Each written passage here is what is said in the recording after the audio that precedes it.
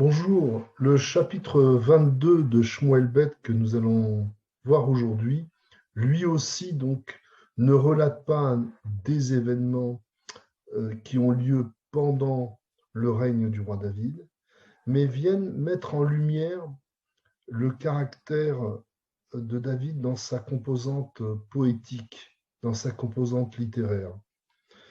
Ce chapitre est, je pense, le plus long du livre de Shmuel Bet, est un chant du début à la fin, un chant où dans une première partie, David recense toutes les persécutions dont il a été l'objet, que ce soit les persécutions venues du côté du roi Shaoul, que ce soit les persécutions au travers des guerres, que ce soit les persécutions dont il a été l'objet au sein même de ses proches, de sa famille, de Absalom, et de ses conseillers qui l'ont trahi.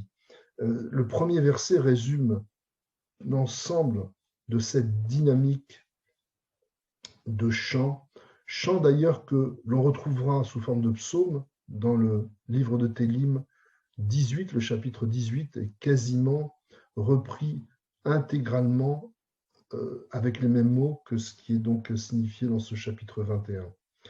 Vaïdaber David l'Adonai et Divra Shirazot Beyom Itzil Adonai Oto Mikaf Koloivav ou Mikaf Shaoul.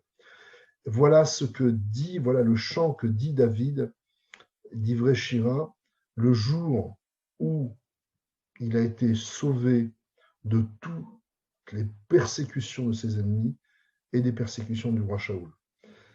Dans une deuxième partie de ce chant, le roi David, à partir du verset 21, fait le constat suivant: ce qui ne l'a pas perdu, ce qui ne l'a pas dérouté de son rôle de roi, de son rôle de Mashiach, douin au sens qu'il est non seulement le chef d'un État, qu'il est un chef politique, mais il est aussi sensible à l'idée qu'il est délégué par Dieu et qu'en conséquence, il doit être guidé en permanence par des sentiments de justice, de miséricorde vis-à-vis de toutes les couches de la nation. Il doit aussi, dans son combat contre les ennemis, ne pas attendre que tout vienne de Dieu. Il doit aussi être, en quelque sorte, à l'initiative dans les combats, dans les guerres, mais se comporter, là encore, avec éthique.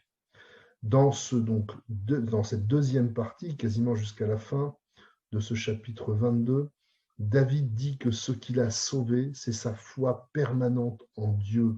Dieu, dit-il, est Salahi Umtsudati Umfaltili, c'est mon rocher, c'est-à-dire celui derrière lequel je peux me cacher, c'est ma Metsuda, comment dire, ma forteresse, Umfaltili, et c'est mon protecteur. C'est par sa foi très forte dans le soutien qu'il a de Dieu, en tout cas qu'il pense avoir, qu'il peut surmonter toutes ces épreuves. C'est le côté penseur du roi David. Un roi ne doit pas être seulement un combattant, un roi ne doit pas seulement être un homme de justice, il doit aussi savoir faire vibrer sa corde sensible, sa corde littéraire, prendre le recul nécessaire pour écrire ce qu'il est en train de vivre. Et il conclut ce chapitre 22 en disant Migdol Yeshuot Malko ve'ose Chesed limshicho le David Zavadolam.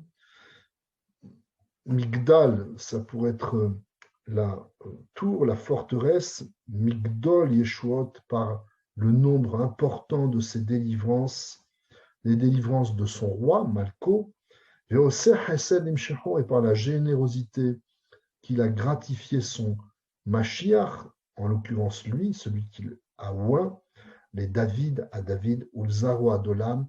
David souhaite qu'il en fasse bénéficier de façon éternelle son peuple, puisque David n'est que le microcosme de ce que doit être Israël, et Israël est le microcosme de ce que doit être l'humanité.